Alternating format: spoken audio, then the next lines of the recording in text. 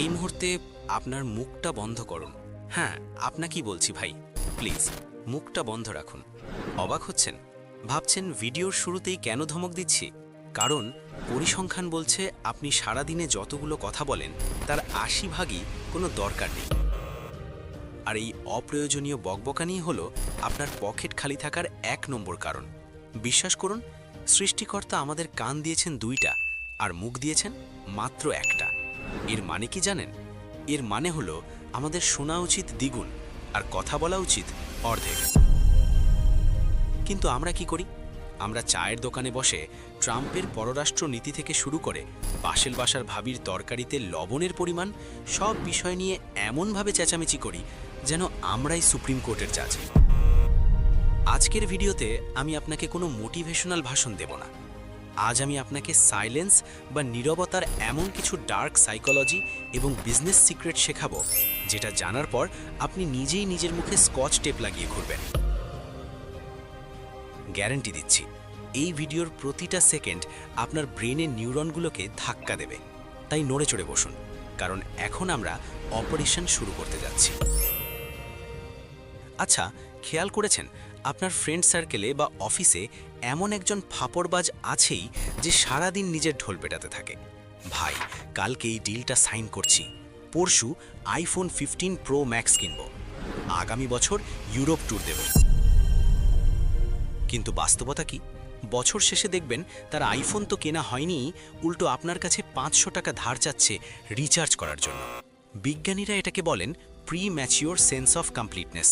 সহজ বাংলা, আপনি যখন আপনার স্বপ্নের কথা বা ফিউচার প্ল্যান মানুষকে বলে দেন, তখন আপনার মস্তিষ্কে ডোপামিন হরমোন রিলিজ হয়, যার ফলে মস্তিষ্ক এক ধরনের মিথ্যা তৃপ্তি পায়। ব্রেন মনে করে কাজটা বুঝি হয়েই গেছে, ফলে আপনার কাজের প্রতি আগ্রহ বা জেদ কমে যায়। অন্যদিকে আসল গেম চেঞ্জাররা কাজ করে আন্ডারগ্রাউন্ডে। তারা জানে সাকসেস নিডস প্রাইভেসি। খেয়াল করে দেখবেন, বনের রাজা সিংহ যখন শিকার ধরে তখন সে গর্জন করে না, সে একদম নিঃশব্দে ঘাসের সাথে মিশে গিয়ে ফোকাস করে, আর যখন সে লাফ দেয় তখন শিকারের বাঁচার কোনো উপায় থাকে না। আপনাকে হতে হবে সেই সিংহের মতো, কুকুরের মতো ঘেউ ঘেউ করে এলাকা গরম করে লাভ নেই, কামড়টা দিতে হবে নীরবে। রবার্ট গ্রিন তার বিখ্যাত বই 48 লজ অফ পাওয়ারে বলেছেন, অলওয়েজ সে লেস দ্যান নেসেসারি, অর্থাৎ প্রয়োজনের চেয়ে কম কথা বলুন। কেন? কারণ আপনি যত বেশি কথা বলবেন আপনার সাধারণ হওয়ার সম্ভাবনা তত বেড়ে যাবে, আর আপনি যত চুপ থাকবেন আপনাকে তত রহস্যময় এবং পাওয়ারফুল মনে হবে। ধরুন আপনি একটা বিয়ে বাড়িতে গেছেন, সেখানে সবাই হইচই করছে, হাসাহাসি করছে। এর মাঝে কোট টাই পরা এক ভদ্রলোক এক কোণে চুপচাপ দাঁড়িয়ে সবাইকে পর্যবেক্ষণ করছেন, মুখে হালকা একটা মুচকি হাসি। কার দিকে সবার নজর যাবে? ওই হইচই করা পাবলিকের দিকে, নাকি ওই শান্ত ভদ্রলোকের দিকে?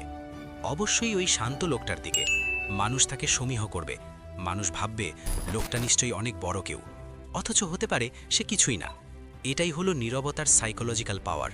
চুপ থাকা মানেই আপনি সিচুয়েশন কন্ট্রোল করছেন। এবার আসি আসল কথায়, চুপ থেকে কিভাবে পকেট ভারী করবেন। বিজনেসের দুনিয়ায় একটা গোল্ডেন রুল আছে, যে আগে কথা বলবে সে হারবে। একটা দেশি উদাহরণ দেই। আপনি নিউ মার্কেটে গেছেন প্যান্ট কিনতে, দোকানদার বলল, ভাই দাম ১৫০০ টাকা। এখন আপনি যদি সাথে সাথে বলেন, না ভাই ৮০০ টাকা দেব, তাহলে আপনি আপনার কার্ড শো করে দিলেন। দোকানদার বুঝে গেল আপনি ৮০০ টাকায় দিতে রাজি আছেন, সে তখন ১০০০ টাকায় আপনাকে আটকাবে। কিন্তু স্মার্ট বায়ারের টেকনিক কি? দোকানদার যখন বলল ১৫০০ টাকা, আপনি চুপ করে তার চোখের দিকে তাকিয়ে থাকুন, মুখে একটু বিরক্তির ভাব আনুন, কিন্তু কথা বলবেন না। এই ৩-৪ সেকেন্ডের নীরবতা দোকানদারকে নার্ভাস করে দেবে। সে ভাববে, কি দাম কি বেশি চেয়ে ফেললাম, কাস্টমার কি চলে যাবে? তখন সে নিজেই বলবে, আচ্ছা ভাই আপনার জন্য ১২০০ টাকা। খেয়াল করলেন, শুধু ৩ সেকেন্ড চুপ থেকে আপনি ৩০০ টাকা সেভ করলেন। এটাকে কর্পোরেট দুনিয়ায় বলা হয় the pregnant pause. Salary negotiation বা বড় ডিলের ক্ষেত্রে এই টেকনিক জাদুর মতো কাজ করে। সাইকোলজিতে ডানিং ক্রুগার এফেক্ট নামে একটা চমৎকার বিষয় আছে। এটা বলে, যাদের বুদ্ধি কম তারা কথা বলে বেশি, কারণ তারা মনে করে তারা সব জানে। আর যারা আসলেই জ্ঞানী তারা কথা বলে কম, কারণ তারা জানে শেখার কোনো শেষ নেই।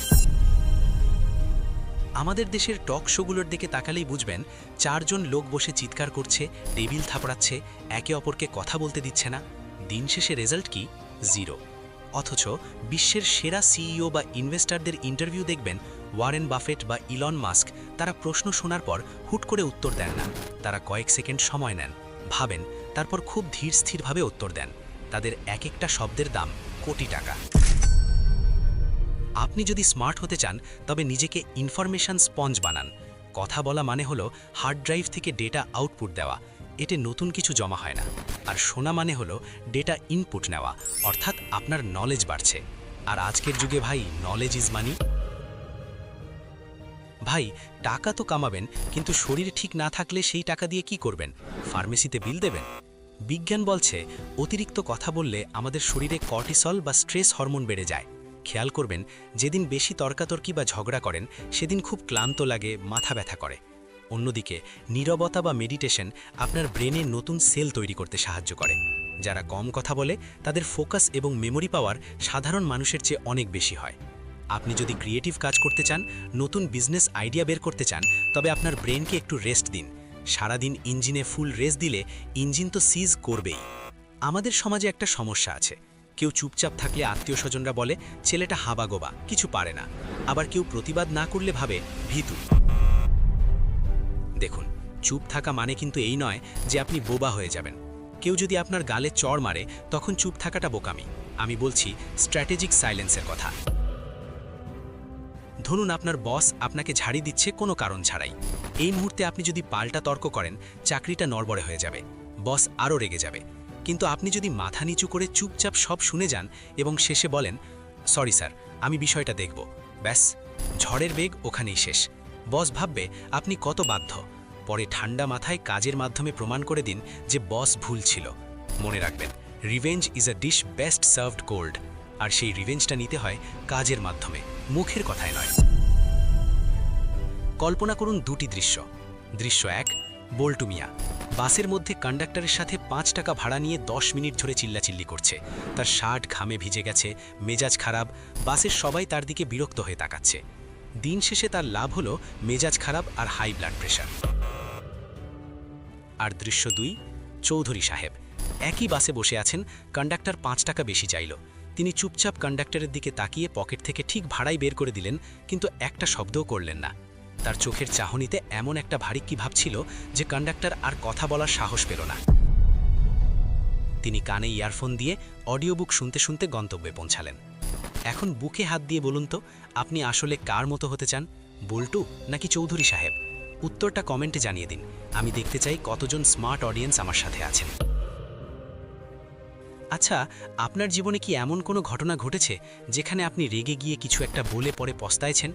যেমন ধরুন, গার্লফ্রেন্ড বা বউয়ের সাথে ঝগড়ায় রাগের মাথায় ব্রেকআপ বা ডিভোর্সের কথা বলে ফেলেছেন, কিন্তু পরে দেখলেন বিষয়টা খুবই তুচ্ছ ছিল। অথবা এমন কোনো ঘটনা যেখানে আপনি চুপ ছিলেন বলে বিশাল বড় বিপদ থেকে বেঁচে গেছেন। প্লিজ আপনার গল্পটা আমাদের সাথে শেয়ার করুন, আমরা সবাই মিলে শিখতে চাই। আমরা এখানে একটা ফ্যামিলির মতো। ভিডিও দেখে শুধু মাথা নাড়লে হবে না, কাজ করতে হবে। আজ থেকে একটা রুল ফলো করুন, 2:1 রুল। অর্থাৎ সামনের মানুষ যা বলবে আপনি তার অর্ধেক বলবেন। কেউ যদি 10টা বাক্য বলে, আপনি উত্তর দেবেন 5টা বাক্যে। সামনের মানুষ যখন কথা বলবে তখন মনে মনে ভাববেন না যে এরপর আমি কি বলবো, বরং মন দিয়ে শুনুন সে কি বলছে। তাকে বুঝতে দিন যে আপনি তাকে গুরুত্ব দিচ্ছেন। এতে মানুষ আপনাকে পছন্দ করবে, বিশ্বাস করবে, আর বিশ্বাসই হলো বিজনেসের মূলধন। আগামী 24 ঘন্টা এই চ্যালেঞ্জটা নিন, দেখবেন দিন শেষে আপনার এনার্জি লেভেল আকাশ ছোঁয়া থাকবে, আর মানুষ আপনাকে নিয়ে কৌতূহলী হয়ে উঠবে। তারা ভাববে, কিরে ও এত চুপচাপ কেন, নিশ্চয়ই বড় কোনো প্ল্যান করছে। এই রহস্যটাই আপনার জয়। বন্ধুরা, জীবনটা একটা দাবা খেলার মতো। এখানে যে শুধু চেঁচামেচি করে সে হলো বোর্ডে বা সৈন্য, আর যে চুপচাপ পুরো বোর্ড অবজার্ভ করে চাল দেয় সেই হলো আসল খেলোয়াড়। এখন সিদ্ধান্ত আপনার, আপনি কি সারা জীবন দর্শকের গ্যালারিতে বসে চেঁচাবেন নাকি মাঠের মাঝখানে নেমে গোল দেবেন? পরের ভিডিওতে আমরা কোন টপিক নিয়ে পোস্টমর্টেম করব? অপশান 1, গরিবের ব্রেন বনাম ধনীর ব্রেন, কেন আমরা গরিব থাকি? নাকি অপশন 2, টাকা জমানোর জাপানি কাইজেন টেকনিক যা আপনার ব্যাংক ব্যালেন্স বদলে দেবে? কমেন্ট বক্সে 1 বা 2 লিখুন। যেটা ডিমান্ড বেশি হবে, কথা দিচ্ছি সেই টপিক নিয়ে এমন ভিডিও বানাবো যা ইউটিউবে আগে দেখেননি।